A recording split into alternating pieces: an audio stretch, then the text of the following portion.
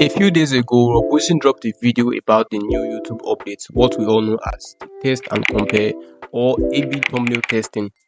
So I decided to try it out for myself while using my smartphone, in contrast to what he said about only being able to use your desktop computer. I explained my process in that video. You definitely want to check it out. I will leave a link to that in the description of this video.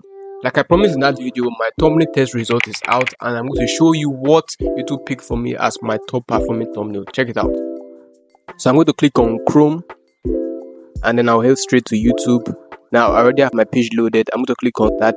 Okay, this is my channel dashboard and I'm going straight to my video.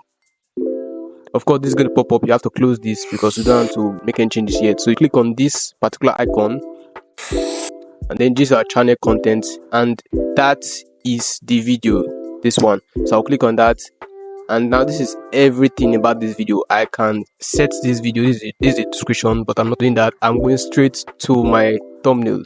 So now this is the thumbnail. It's showing results ready. So view test reports, and here we are. As we can see, we have one thumbnail that is the winner of this particular test. So the other ones are showing 11%, 70.7%, but only that one shows 71.3%, and YouTube targets as the winner of this test. So the runtime took from June 13th, 8:15 a.m.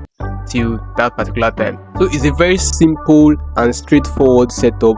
This is the most recent updates on YouTube and you should try it out as a content creator. If you don't have it yet, don't panic because YouTube is still rolling out this feature to more and more creators. So if you want to see more videos like this where I share realistic updates and YouTube growth tips and finance tips, please subscribe to this channel and give this video a like. You can also check that video I mentioned earlier in the description. Thanks for watching.